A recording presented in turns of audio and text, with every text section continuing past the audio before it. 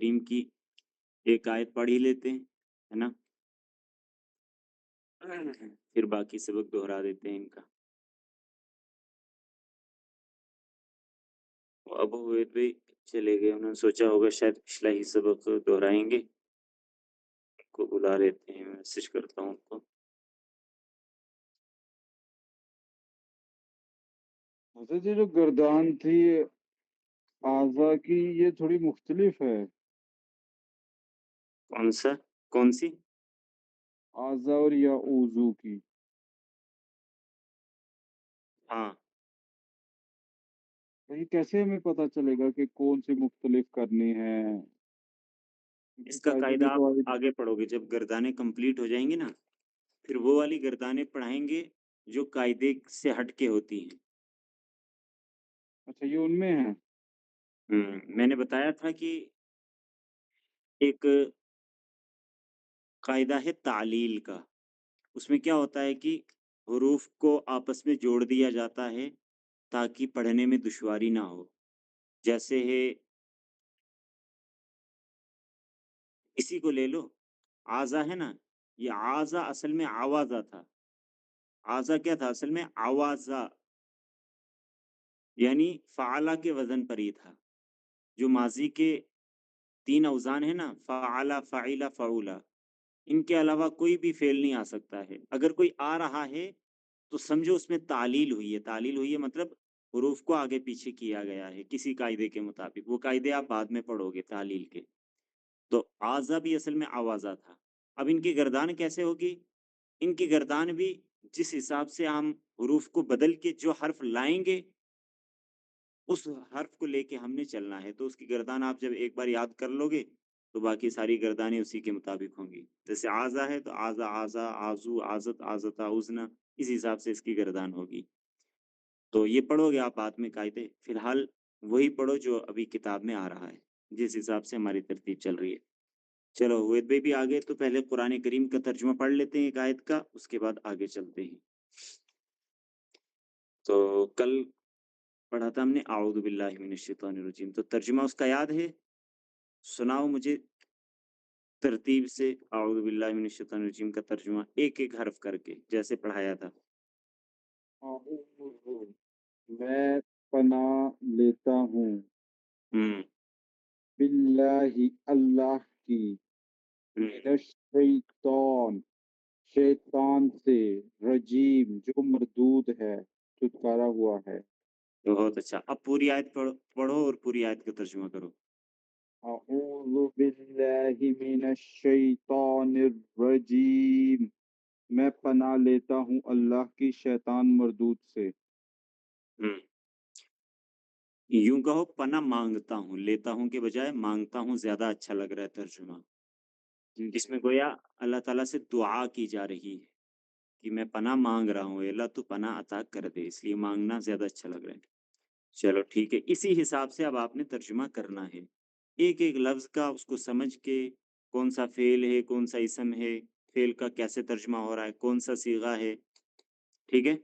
چلو اب آگے، بسم اللہ الرحمن الرحیم۔ بسم اللہ، یہ با بھی حرف جر ہے۔ با کیا ہے؟ حرف جر، اسم پر داخل ہو رہا ہے یہ۔ اسم کے معنی کیا ہوتے ہیں؟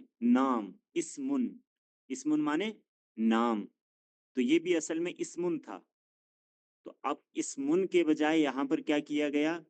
تنوین کو ہٹا کر میم کے نیچے زیر لگا دیا، کیونکہ حرف جر جس پر داخل ہوتا ہے زیر دیتا ہے، اور یہاں پر اس کی اضافت ہو رہی ہے۔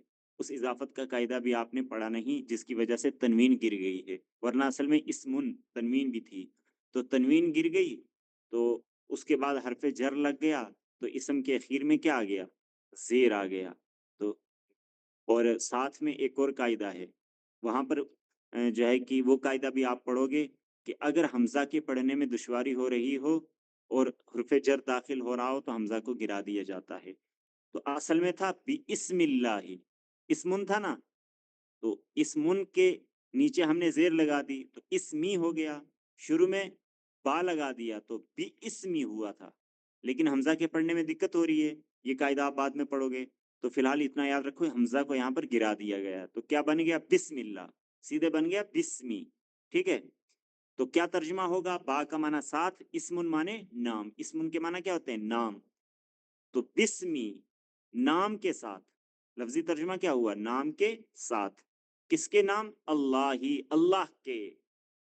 اب یہاں پر اسم اللہ اصل میں کیا ہے؟ یہ با کو اگر نکال دیں, اسم اللہ, اسم اللہ ہی, یہ کون سا جملہ ہوا؟ اضافت کا جملہ, مضاف مضاف الیہ کا. کیونکہ یہاں پر کیا ترجمہ ہو رہا ہے؟ اللہ کا نام. اب دیکھو اللہ ہی کے نیچے زیر کیوں آیا؟ کیونکہ وہ مضاف الیہ بن رہا ہے. اسم کے نیچے زیر کیوں آیا؟ کیونکہ یہاں پر اس میں حرف جر شروع میں لگا ہوا ہے, با. تو بسم اللہ, اللہ کے نام کے ساتھ, اللہ کے نام کے ساتھ. اب کیا اللہ کے نام کے ساتھ؟ اس چیز کا یہاں پر ذکر نہیں ہے. قرآن کریم بہت مختصر اور شارٹ کٹ زبان ہے, یہ جامع زبان ہے, الفاظ کم ہیں لیکن اس کے اندر ذخیرہ بہت بڑا ہے, معنی بہت زیادہ نکلتے ہیں. تو یہاں پر اللہ تعالیٰ کیا کرتے ہیں؟ کسی بھی آیت کو مختصر انداز میں بیان کر دیتے ہیں تاکہ سمجھنے والا, پڑھنے والا خود اس کے ذریعے سے معنی نکال سکے کہ یہاں پر مزید کیا ہونا چاہیے. اب یہاں پر ہم نے اتنا پڑھ لیا, بسم اللہ, اللہ کے نام کے ساتھ. اب ہم نے اپنا دماغ استعمال کرنا ہے کہ اللہ کے نام کے ساتھ کیا, یعنی میں شروع کر رہا ہوں. تو شروع کا ترجمہ ہم خود یہاں پر ایڈ کر رہے ہیں, ورنہ شروع کا ترجمہ جو ہے یہاں پر کسی بھی لفظ کا ترجمہ نہیں ہو رہا ہے, میں شروع کر رہا ہوں. تو ہمیں ماننا پڑے گا کہ بسم اللہ سے پہلے شروع کرنے کا فعل چھپا ہوا ہے. وہ کیا ہے؟ وہ ہے ابداؤ, بدآ یبداؤ, اس کا معنی ہوتا ہے شروع کرنا. تو یبداؤ سے اگر ہم واحد متکلم کا صیغہ بناتے ہیں, بنتا ہے ابداؤ. تو ہم مانیں گے ابداؤ شروع میں چھپا ہوا ہے, ابداؤ بسم اللہ الرحمن الرحیم, میں شروع کرتا ہوں اللہ کے نام سے. ٹھیک ہے, سمجھ گئے؟ تو بسم اللہ, اللہ کے نام کے ساتھ میں شروع کرتا ہوں. الرحمانی, جو بڑا مہربان ہے, الرحیمی, نہایت رحم کرنے والا ہے.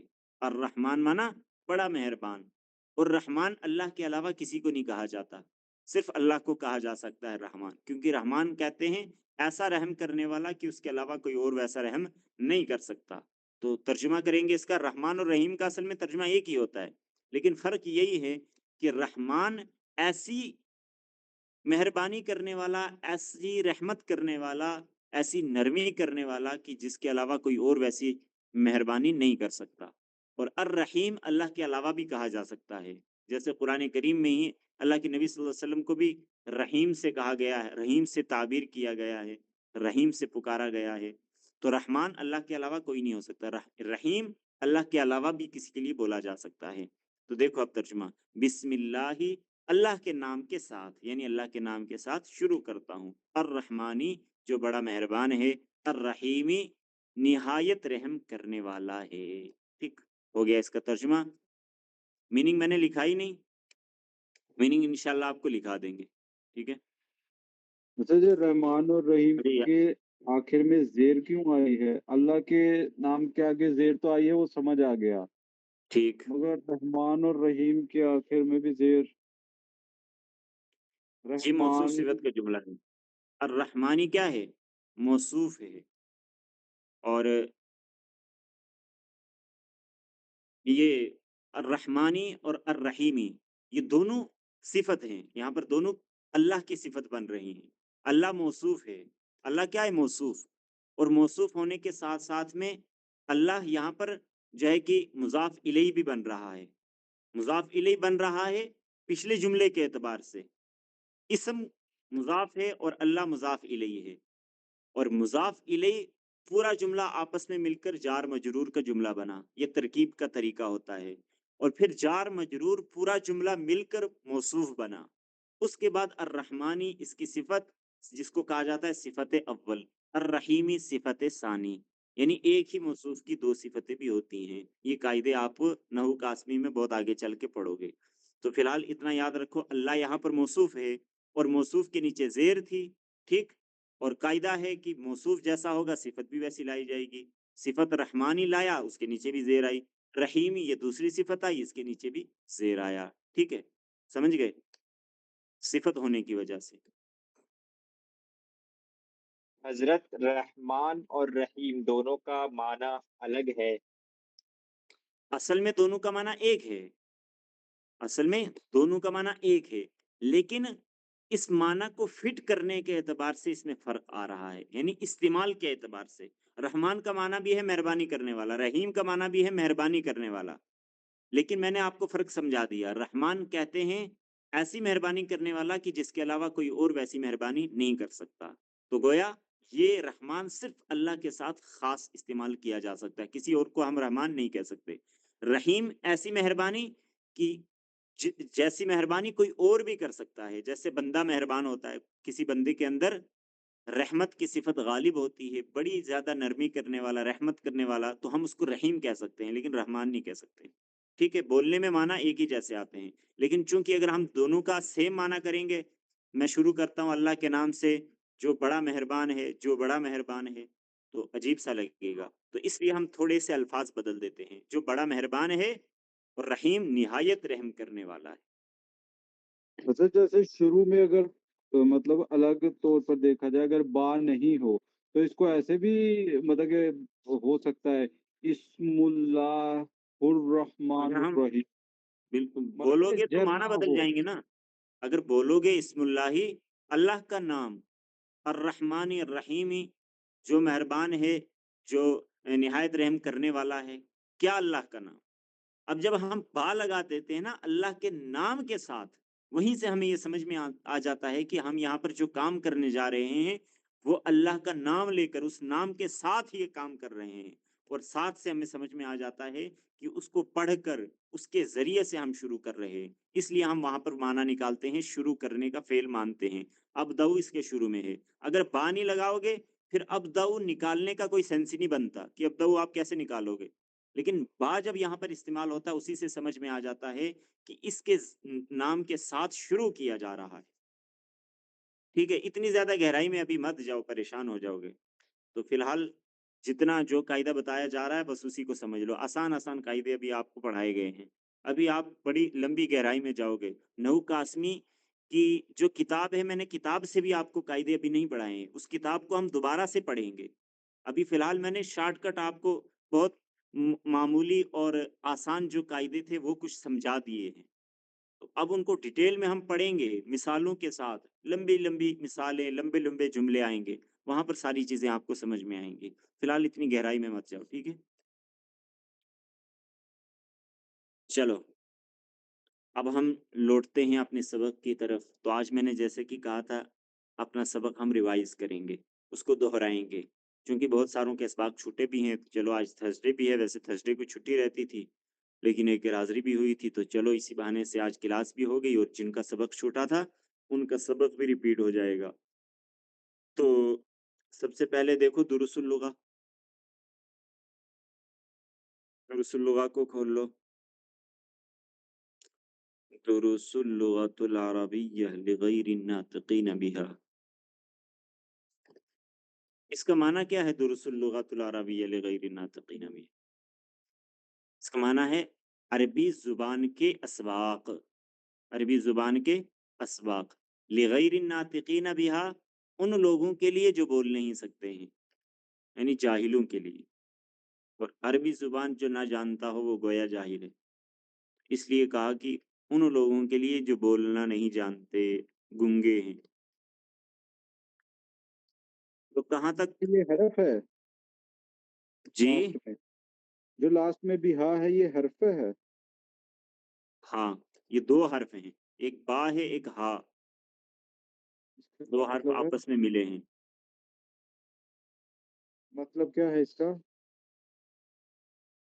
لفظی ترجمہ کرو گے تو اس کے ساتھ، ہا کا ترجمہ یہاں پر ہو رہا اس، با منا ساتھ، تو یہاں پر ہم اس کو فٹ کر رہے ہیں ان لوگوں کے لیے، لغیر الناطقین، ان لوگوں کے لیے جو بول نہیں سکتے ہیں، بہا اس کے ساتھ جڑ رہا ہے، یعنی ایسے لوگوں کے لیے، یا اگر لفظی ترجمہ کریں ایسے لوگوں کے ساتھ جو بول نہیں سکتے ہیں، تو یہاں پر ساتھ کے بجائے معنی کیا جا رہا ہے ان لوگوں کے لیے۔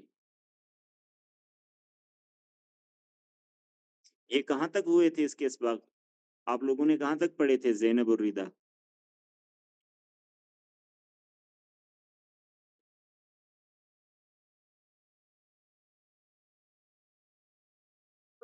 لاسٹ پر ماں ہاضا تک میں نے کیا تھا.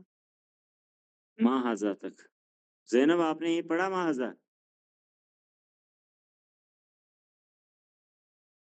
جی میں نے ماں ہاضا تک کیا تھا.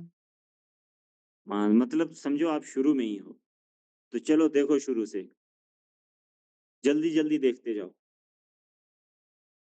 ہاضا یہ اس میں اشارہ ہے، یعنی اگر ہم نے کسی چیز کی طرف اشارہ کرنا ہے تو ہم ہاضا کا استعمال کرتے ہیں، اور ہاضا کے معنی ہے یہ. ہاضا آتا ہے مذکر کے لیے، مؤنث کے لیے آتا ہے حاضی. ٹھیک ہے، اگر ہم نے کہنا ہے یہ لڑکا ہے ہم کہیں گے ہاضا ولدن. اگر ہم نے کہنا ہے یہ لڑکی ہے تو ہم کہیں گے حاضی ہی بنتن. لڑکی کے ساتھ حاضی ہی کا استعمال، مؤنث کے ساتھ حاضی ہی، مذکر کے ساتھ ہاضا. اب یہاں پر جتنی چیزیں انہوں نے دی ہیں وہ ساری کی ساری مذکر ہیں، اس لیے ہم ہاضا کا استعمال کریں گے. گھر ہے، گھر کے بارے میں ہم نے کہنا ہے یہ گھر ہے تو ہم کیا کہیں گے ہاضا بیتن.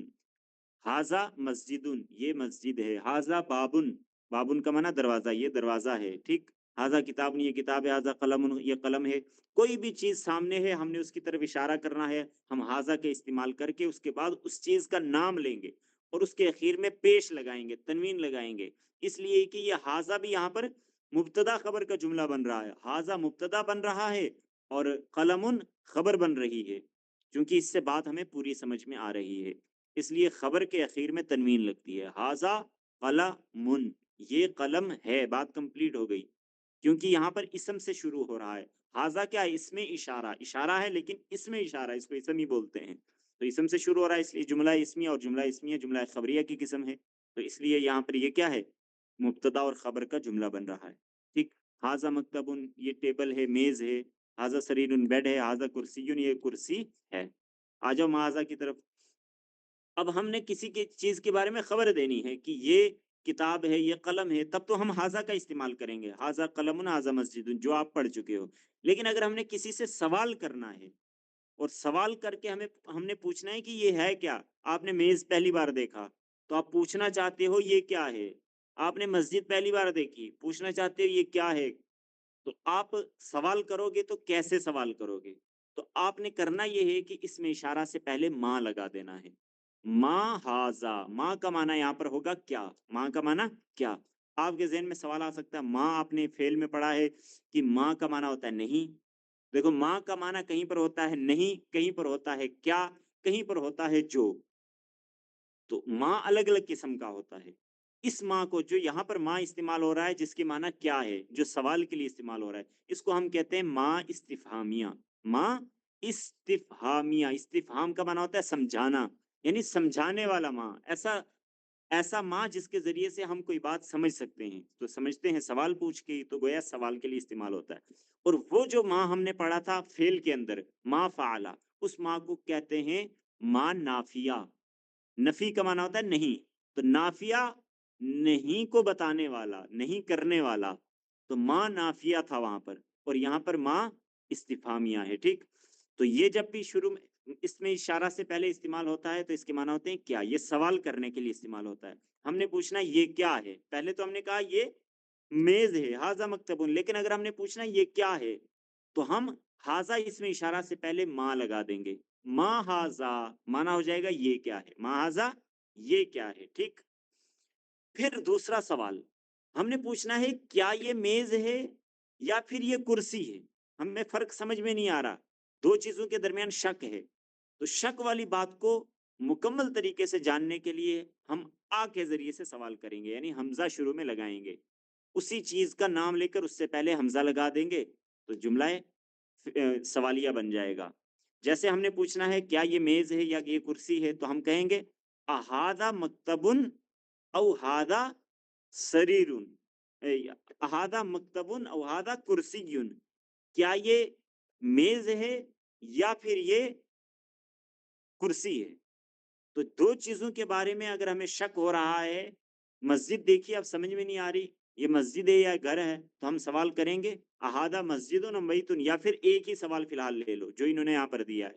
مسجد دیکھی، شک ہے پتہ نہیں مسجد ہے یا نہیں ہے، تو ہم پوچھیں گے اہذا مسجد، اس میں اشارہ سے پہلے آ بڑھا دیں گے، باقی جملہ ویسے ہی رہے گا. ہاذا مسجد کا معنی تھا یہ مسجد ہے، لیکن آ شروع میں لگا دیا تو سوال بن جائے گا اہذا مسجد، کیا یہ مسجد ہے.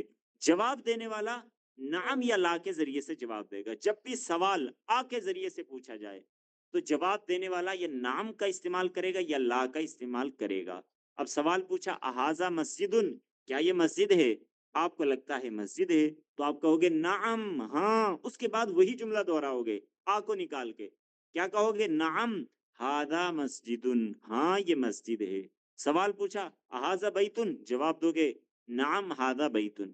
کسی نے سوال پوچھا اہذا قلم، کیا یہ قلم ہے؟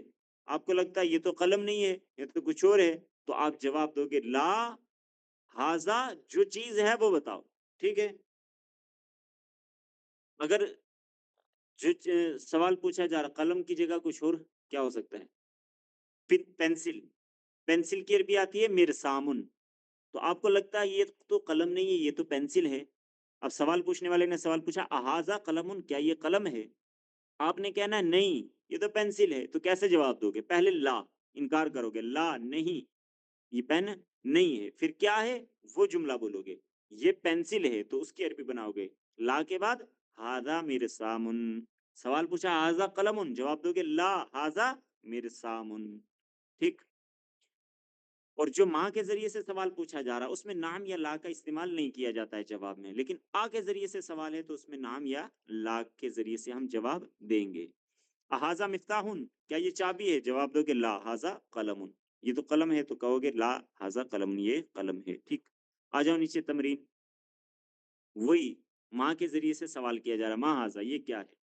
آپ جواب دو گے ہاذا مفتاح ہاذا کتاب. سوال پوچھا گیا اہذا بیتن، جواب دو گے نعم ہاذا بیتن یا لا ہاذا مسجد. ٹھیک. نیچے والی تمرین یہ بھی یہی ہے. اس کے بعد آ جاؤ نیچے من ہاذا. ایک سوال کرنے کا طریقہ تھا ما ہاذا، اگر آپ نے پوچھنا یہ کیا ہے تو آپ کہو گے ما ہاذا، اور یہ اس چیز کے لیے ہے. پہلے ایک چیز سمجھو، عربی کے اندر ایک ہوتا ہے عاقل، ایک ہوتا ہے غیر عاقل.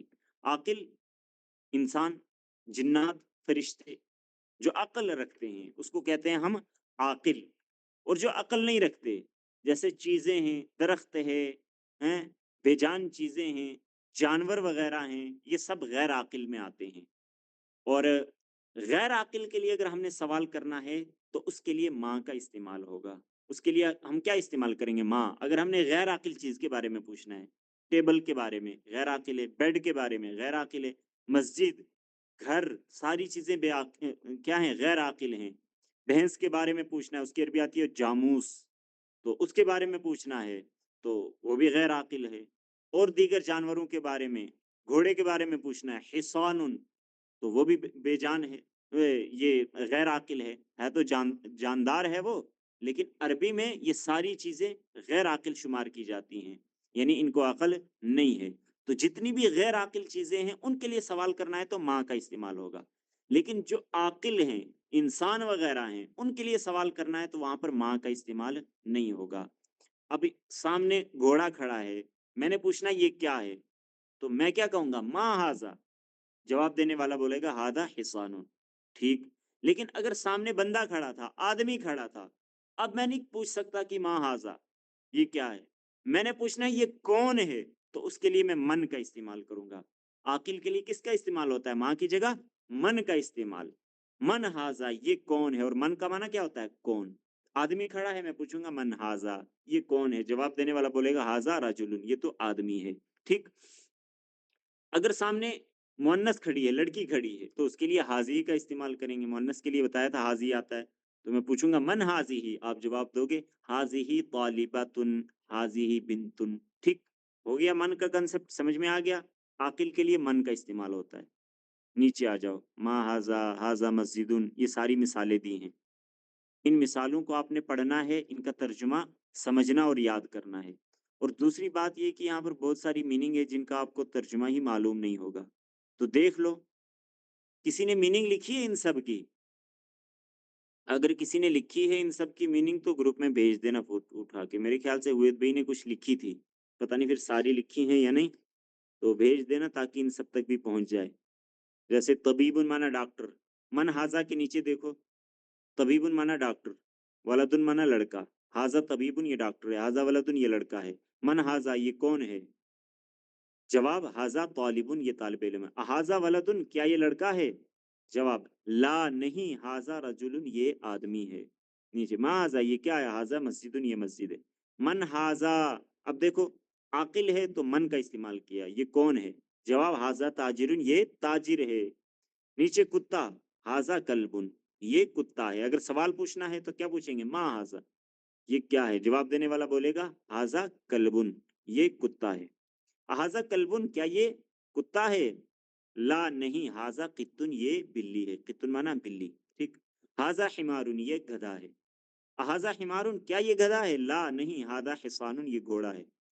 وما ہاذا اور یہ کیا ہے؟ جواب ہاذا جمل یہ اونٹ ہے۔ اب دیکھو ایک چیز کے بارے میں ہم نے سوال پوچھنا ہے تو ہم کہیں گے ما ہاذا، لیکن دو چیزوں کے بارے میں پوچھنا ہے تو دوسری چیز کے بارے میں جب ہم سوال کریں گے تو بیچ میں واو لگا دیں گے، جیسے اینڈ لگاتے ہیں نا انگریزی کے اندر، اینڈ کے معنی اور، ویسے ہی واو کا استعمال ہوتا ہے، واو کا معنی ہوتا ہے اور۔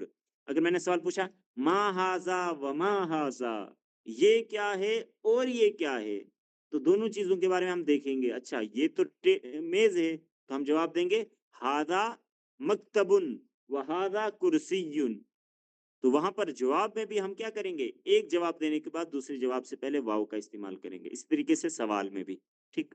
تو وہی کام انہوں نے کیا ہے کہ وما ہذا اور یہ کیا، یعنی اوپر پوچھا تھا کیا یہ گدھا ہے تو جواب مل گیا، آپ پوچھا کہ اور یہ کیا ہے، اس کا تو جواب مل گیا لیکن اس کا بھی بتاؤ، تو جواب ہاذا جملن یہ اونٹ ہے۔ ما ہاذا یہ کیا، ہاذا دیکن یہ مرغا ہے۔ من ہاذا یہ کون ہے؟ ہاذا مدرسن یہ استاد ہے۔ ہاذا قمیصن کیا یہ قمیص ہے؟ لا نہیں، ہاذا مندیلن یہ کیا ہے؟ رومال ہے۔ نیچے تمرین میں یہی سوال جواب ہیں جو کہ ہو گئے ہیں۔ چلو آ جاؤ الدرس الثانی دوسرے سبق کی طرف۔ ذالکا، ذالکا کا معنی ہے وہ، یہ بھی اسم اشارہ ہے، تو آپ اسم اشارہ کے ذریعے سے سوال کرنے کا، جواب دینے کا، بات بتانے کا طریقہ سیکھ رہے ہو عربی کے اندر، ٹھیک۔ پہلا اسم اشارہ آپ نے پڑھا ہاذا، کون سا پڑھا؟ ہاذا۔ اس کے بعد ہاذا کا معنی ہوتا ہے یہ، اور اس کو کہتے ہیں اسم اشارہ قریب۔ ہاذا کو کیا کہتے ہیں؟ اسم اشارہ قریب، چونکہ اگر کوئی چیز قریب میں ہے تو ہم نے سوال کرنا ہے تو ہم ہاذا کے ذریعے سے سوال کریں گے کہ یہ کیا ہے، لیکن اگر ہم نے پوچھنا ہے وہ کیا ہے، کوئی چیز دور ہے، تو دور کے لیے ہاذا کا استعمال نہیں ہوگا، دور کے لیے استعمال ہوگا ذالکا کا۔ ذالکا کا معنی ہے وہ، اور اس کو کہتے ہیں اسم اشارہ بعید۔ بعید کا معنی ہوتا ہے دور، قریب کا معنی ہوتا ہے قریب۔ اسم اشارہ قریب یعنی قریب والا اسم اشارہ، اسم اشارہ بعید یعنی دور والا اسم اشارہ۔ تو ذالکا کون سا اسم اشارہ ہے؟ دور والا۔ تو ہم نے پوچھنا ہے وہ کیا ہے، تو ہم کہیں گے ما ذالکا وہ کیا ہے، ذالکا سے پہلے ما لگا دیں گے، سوال بن جائے گا وہ کیا ہے۔ ایسے ہی ہم نے کسی چیز کے بارے میں بتانا ہے کہ وہ گدھا ہے تو ہم کیا کہیں گے؟ ذالکا حمارن، ہم نے کہنا وہ گھوڑا ہے، ہم کہیں گے ذالکا حصان، ٹھیک۔ اب دیکھو یہاں پر ما ذالکا وہ کیا ہے، جواب ذالکا نجمن وہ ستارہ ہے۔ اب جب سوال ذالکا کے ذریعے سے کیا گیا، جواب میں ہاذا نہیں بولیں گے، جواب میں بھی ذالکا ہی کا استعمال کریں گے، یعنی اس میں اشارہ بعید کے ذریعے سے سوال ہے تو بعید کے ذریعے سے ہی جواب دیں گے۔ نیچے ہاذا مسجد یہ مسجد ہے، وذالک بیت اور وہ گھر ہے، یہ مسجد ہے اور وہ گھر ہے۔ دو جملے ایک ساتھ بتانے ہیں، ایک شخص کو ہم نے مسجد کے بارے میں بھی بتانا ہے، گھر کے بارے میں بھی، تو ہم کیا کہیں گے؟ ہاذا مسجد یہ گھر ہے، اور مسجد بھی اگر نزدیک ہے تو کہیں گے وہذا مسجد، ہاذا بیت وہذا مسجد۔ لیکن اگر مسجد نزدیک ہے اور گھر دور ہے تو نزدیک کے لیے اس میں اشارہ قریب کا استعمال کریں گے، دور کے لیے اس میں اشارہ بعید کا۔ تو مسجد نزدیک ہے تو کہیں گے ہاذا مسجد یہ مسجد ہے، اور گھر دور ہے تو کہیں گے وذالک بیت اور وہ گھر ہے، ہاذا مسجد وذالک بیت، ٹھیک۔ ہاذا حصان وذالک حمار یہ گھوڑا ہے اور وہ گدھا ہے۔ اذالک کلبن کیا وہ کتا ہے؟ لا نہیں، ذالک قطن وہ بلی ہے۔ ما ذالک وہ کیا ہے؟ ذالک سریر وہ بیڈ ہے۔ نیچے من ہاذا ومن ذالک، اب جب ہم کوئی بات بتا رہے ہیں اس میں اشارہ قریب کا بھی استعمال کر کے اس میں اشارہ بعید کا بھی، یعنی اگر کوئی چیز قریب ہے تو اس میں اشارہ قریب کا استعمال، بعید ہے تو اس میں اشارہ بعید کا استعمال۔ لیکن اگر ہم نے سوال کرنا ہے تو جب ہم قریب کے لیے کریں گے تو قریب کے ذریعے سے سوال کریں گے، دور کے لیے کریں گے تو دور والے اسم اشارہ کے ذریعے سے سوال کریں گے۔ دیکھو، من ہادا و من دالکا، یہ کون ہے اور وہ کون ہے۔ اب فرق کیا ہے، اوپر تھا غیر عاقل کا سوال، نیچے ہے عاقل کا سوال۔ اب یہاں پر بھی بندہ کھڑا ہے، ادھر بھی بندہ کھڑا ہے، اب ہم یہ نہیں کہیں گے ما ہادا و ما دالکا، ہم کہیں گے من ہادا و من دالکا، یہ کون ہے اور وہ کون ہے۔ عاقل کے لیے اسم اشارہ قریب وہ بھی ہاذا آتا ہے، اسم اشارہ بعید وہ ذالکا آتا ہے۔ تو عاقل اور غیر عاقل اس میں اشارہ میں دونوں برابر ہیں، لیکن جب ہم سوال پوچھیں گے کہ کون ہے، ہم نے پتہ کرنا ہے، تو وہاں پر ہم ماں اور من کا فرق کریں گے، غیر عاقل کے لیے ماں اور عاقل کے لیے من۔ اب دونوں عاقل ہیں تو دونوں کے لیے من استعمال کریں گے، لیکن ایک عاقل ہے ایک غیر عاقل ہے تو ایک جگہ من کا استعمال دوسری جگہ ماں کا استعمال کریں گے۔ لیکن فی الحال یہاں پر دونوں عاقل ہیں، قریب میں بھی عاقل کھڑا ہے، دور بھی عاقل کھڑا ہے، یعنی انسان کھڑا ہے۔ تو ہم پوچھیں گے سوال میں من ہادا و من دالکا، یہ کون ہے اور وہ کون ہے۔ جواب ہادا مدرسن و دالکا امام، یہ استاد ہے اور وہ امام ہے۔ ما دالکا، وہ کیا ہے، اب وہ کیا ہے یعنی غیر عاقل۔ جواب ذالکا حجر، وہ پتھر ہے۔ ہادا سکر و دالکا لبن، یہ چینی ہے اور وہ دودھ ہے، ٹھیک۔ چینی قریب میں رکھی ہے، چینی کی عربی آتی ہے سکرن، دودھ دور ہے، اس کی عربی آتی ہے لبنن۔ تو دور کے لیے ذالکا کا استعمال، قریب کے لیے ہاذا کا استعمال۔ ہاذا سکرن، یہ چینی ہے، وذالک لبنن، اور وہ دودھ ہے۔ آ جاؤ نیچے، الدرس الثالث، تیسرا سبق، بیتن، البیتو، بیتن مانا گھر، البیتو اس کا مانا بھی گھر۔ فرق کیا ہے، بیتن عام گھر، البیتو خاص گھر۔ یہ قاعدہ آپ نے پڑھا تھا معرفہ اور نکیرہ کا۔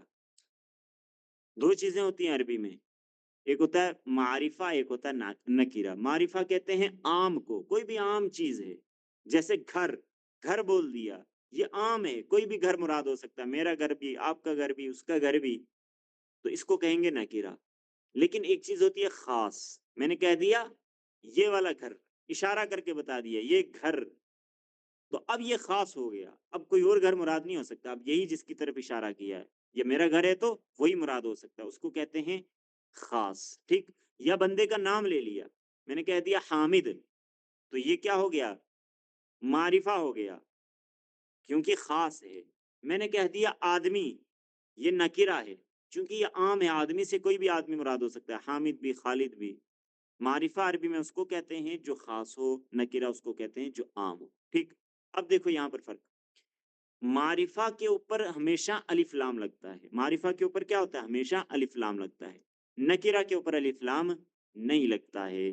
لیکن یہ بھی یاد رکھیں، جو نام وغیرہ ہیں، جو بندے کے کسی شخص کے نام ہیں، وہ آلریڈی معرفہ ہوتے ہیں، ان پر کبھی بھی الف لام لگتا نہیں ہے، کیونکہ جو چیز پہلے سے معرفہ ہے اس پر ہم نے الف لام کیوں لگانا۔ الف لام لگایا ہی جاتا ہے نکرہ کو معرفہ بنانے کے لیے، یعنی عام سے خاص بنانے کے لیے۔ میں نے کہا گھر، تو میں کہوں گا بیتن، میں نے کہنا ہے خاص گھر، تو میں بیتن نہیں بولوں گا، میں بولوں گا البیتو، بیت پہ میں الف لام لگا دوں گا، یعنی نکرہ سے معرفہ بنانے کے لیے نکرہ پر الف لام لگایا جاتا ہے۔ لیکن جو نام وغیرہ ہیں، کسی بندے کا نام ہے، وہ آلریڈی معرفہ ہوتے ہیں، چونکہ جب میں نے حامد کہہ دیا، جب میں نے خالد کہہ دیا، تو خالد سے خالد ہی مراد ہے، کوئی اور ہو نہیں سکتا، تو اس لیے وہ معرفہ ہے، اب اس پر الف لام لگانے کی ضرورت نہیں ہے۔ اس لیے جتنے بھی نام ہیں، ان ناموں پر کبھی بھی الف لام نہیں آتا، ٹھیک ہے۔ اب دیکھو بیتن گھر، البیتو اس کا معنی بھی گھر، لیکن بیتن نکرہ ہے اور البیتو یہ معرفہ ہے، ٹھیک۔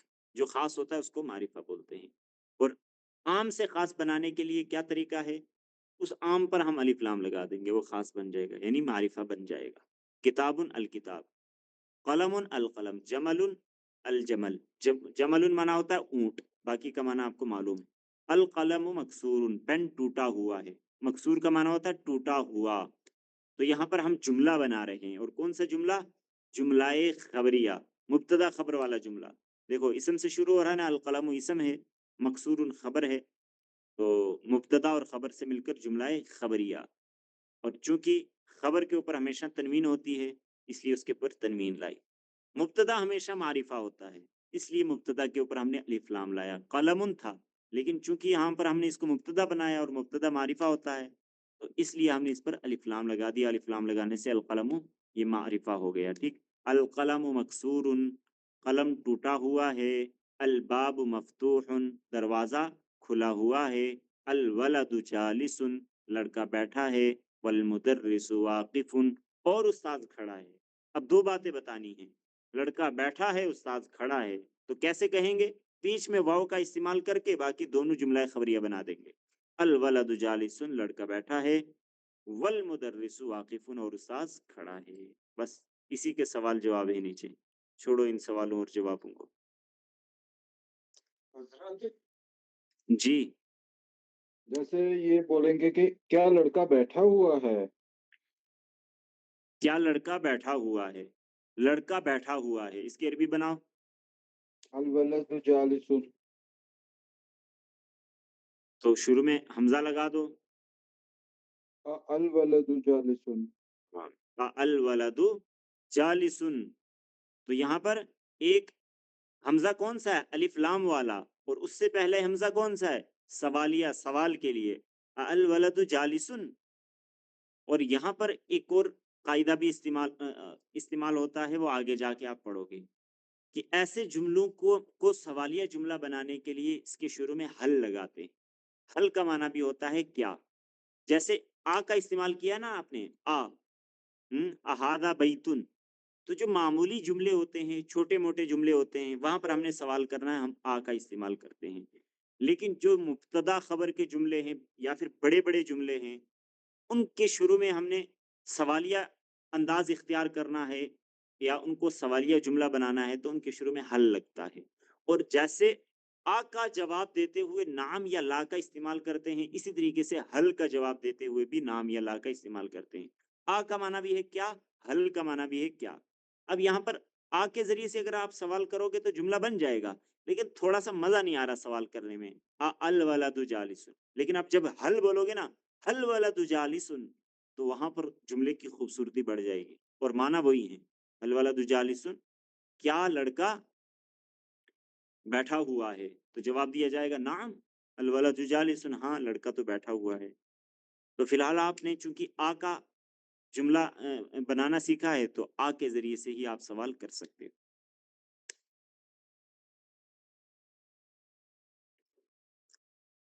نیچے آ جاؤ جہاں پر یہ حروف قمریہ اور حروف شمسیہ لکھا ہے. حروف لکھے ہوئے ہیں دونوں لائنوں میں، اس کو دیکھو. الحروف القمریہ والحروف الشمسیہ. حروف قمری اور حروف شمسی یہ کیا چیز ہے؟ حروف قمری اور حروف شمسی. اب دیکھیں عربی میں الف لام کا استعمال بہت زیادہ ہوتا ہے. جیسے ابھی میں نے آپ کو بتایا، کوئی بھی اسم اگر نکرہ ہے، عام ہے، اس کو آپ نے معرفہ بنانا ہے یعنی خاص بنانا ہے، تو اس پر آپ الف لام لگا دیں گے. تو الف لام کا استعمال بہت زیادہ ہوتا ہے. اب یہ جو الف لام شروع میں لگتا ہے نا، اس میں جو لام ہے، یہ لام کبھی پڑھا جاتا ہے کبھی نہیں پڑھا جاتا ہے. لام کبھی پڑھا جاتا ہے کبھی نہیں پڑھا جاتا ہے. مثال جیسے الابو، ابن، ابن کا معنی تھا والد، باپ. اس کے شروع میں ہم نے الف لام لگایا، بن گیا الابو. یہاں پر لام بھی پڑھا جا رہا ہے، حمزہ لام زبر ال، حمزہ زبر آ، الابا پیش بو، الابو، لام پڑھا گیا نا. لیکن آگے ہے التاجرو، تاجر سے پہلے تاجرن تھا، تاجر سے پہلے الف لام لگایا تو بن گیا التاجرو. التاجرو نہیں بلکہ التاجرو. یہاں پر لام نہیں پڑھا گیا، حمزہ کو ہم ڈائریکٹ تا کے ساتھ ملا رہے ہیں. حمزہ تا زبر ات، تالی زبردات، تا جیم زر جی را زر ری جیری، را پہ شروع جیرو، اتا جیرو. یہاں پر لام پڑھا ہی نہیں گیا. تو کہاں پر یہ لام پڑھا جائے گا، کہاں پر نہیں پڑھا جائے گا، اس کے لیے ہم سمجھتے ہیں حروف قمری اور حروف شمسی. یہ جو پہلی لائن میں حروف قمری لکھے ہوئے ہیں یہ 14 ہیں، اور دوسری لائن میں حروف شمسی لکھے ہیں وہ بھی 14 ہیں. اب کیا ہے ان کا قاعدہ؟ اس لام کے بعد، یہ جو لام ہے نا، الف لام میں لام آتا ہے، اس لام کے بعد اگر حروف قمری، یہ جو حروف پہلے لکھے ہوئے ہیں، ان حروف قمری کے 14 حرفوں میں سے کوئی حرف آتا ہے کہاں پر؟ لام کے بعد، تو لام کو ہم پڑھیں گے، لام پڑھا جائے گا. لیکن اگر اسی لام کے بعد حروف شمسی جو بعد میں آ رہے ہیں ان میں سے کوئی حرف آتا ہے تو لام کو نہیں پڑھیں گے. سمجھ گئے؟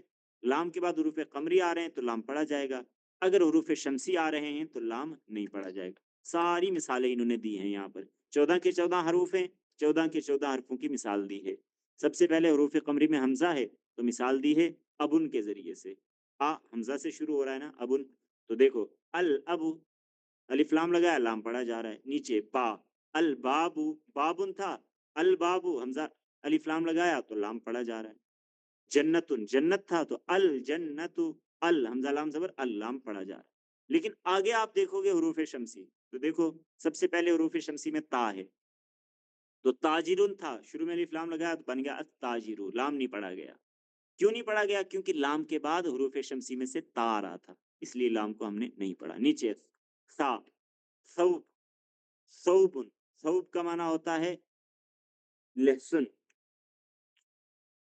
اس کے شروع میں ہم نے لگا دیا الف لام بن گیا الثوب الثوب نہیں ثوب کے معنی کپڑے آتے ہیں لہسن کے لیے وہ سین سے آتا ہے یہ سا سے ہے نا اس کی معنی ہے کپڑا ثوب جمع ثیاب معنی کپڑا تو اس سے پہلے ہم نے الف لام لگایا الثوب تو ہو گیا کوئی خاص قسم کا کپڑا ایک تو یہ معرفہ بن گیا اور ساتھ میں دوسرا جو یہاں پر قاعدہ بن رہا ہے وہ کیا کہ لام کو یہاں پر نہیں پڑھا جا رہا ثوبن سے پہلے الف لام لگایا تو بن گیا الثوب حمزہ کو سیدھے ثا کے ساتھ ملا دیا دیکن تھا الدیکو الف لام لگایا لیکن لام پڑھا ہی نہیں گیا کیوں کیونکہ لام کے بعد حروف شمسی میں سے دال آ رہا ہے ٹھیک ہے یہ ساری مثالیں ان حروف کو یاد کر لینا آ جاؤ نیچے ہو گیا اس کے بعد الدرس الرابع چوتھا سبق یہ 3 سبق ہو گئے آپ کے باقی جو تمرینیں ہم نے چھوڑ دی ہیں تو وہ چونکہ مشق ہے تو جب ہم آگے مشق کریں گے تو اس مشق میں یہ والی تمرینیں بھی خود بخود آ جائیں گی اس لیے زیادہ ضروری نہیں ہے فی الحال مشق کا تو ٹائم ہے نہیں صرف پڑھانا ہے تو پڑھانے کے لیے سبق آپ لوگ دیکھ لو الدرس الرابع چوتھا سبق یہی سبق ہمارا چل رہا تھا غالباً ہے نا یہ سبق پڑھا تھا الدرس الرابع کل پڑھایا تھا نا میں نے یہ سمجھایا تھا جی ہاں پھر سے دیکھ لو نظر مار لو تاکہ کل کے لیے سبق لے لو تو یوں سمجھو آج ہم نیا سبق پڑھ رہے ہیں اور کل کے لیے پڑھ رہے ہیں یعنی کل یہ گویا آپ نے سنانا ہے اور جو لکھنے کے لیے دیا جائے گا وہ لکھ کر لانا ہے الدرس الرابع چوتھا سبق البیت گھر فی البیتی گھر میں المسجد مسجد فی المسجد مسجد میں المکتب میز علی المکتبی میز پر السریر بیڈ علی السریری بیڈ پر ٹھیک اب اگر ہم نے پیچھے والی مشق کرنی ہے ہم نے کہنا ہے مثال کے طور پر یہ بیڈ ہے ہم تو کہیں گے ہادہ سریر یہ بیڈ ہے لیکن اگر ہم نے کہنا ہے بیڈ میں یا بیڈ پر کسی چیز کا استعمال کرنا ہے تو وہاں پر ہم کیا کریں گے پر کی یا پھر میں کی عربی کا استعمال کریں گے اور پر کی عربی آتی ہے علا میں کی عربی آتی ہے فی انہی جملوں کا یہاں پر استعمال کیا جائے گا البیت تو مانا گھر لیکن ہم نے کہنا ہے گھر میں تو ہم کیا کریں گے بیت سے پہلے فی لگا دیں گے لیکن یاد رکھیں یہ فی علا من الا یہ جو حروف ہے نا ان کو کہتے ہیں حروف جارہ کیا کہتے ہیں حروف جارہ اور یہ 17 حروف ہیں جن کو حروف جارہ کہتے ہیں جر کا معنی ہوتا ہے زیر جار جار کا معنی ہوتا ہے زیر دینے والا اسی سے ہم کہتے ہیں حروف جارہ یعنی ایسے حروف جو جر دیتے ہیں زیر دیتے ہیں اب یہ حروف جارہ 17 ہیں میں نے آپ کو لکھائے ہیں نظر مار لینا ان کو یاد کر لینا آپ لوگوں نے پڑھے ہیں حروف جارہ آپ کو لکھوائے تھے زینب جی ریتا حروف جارہ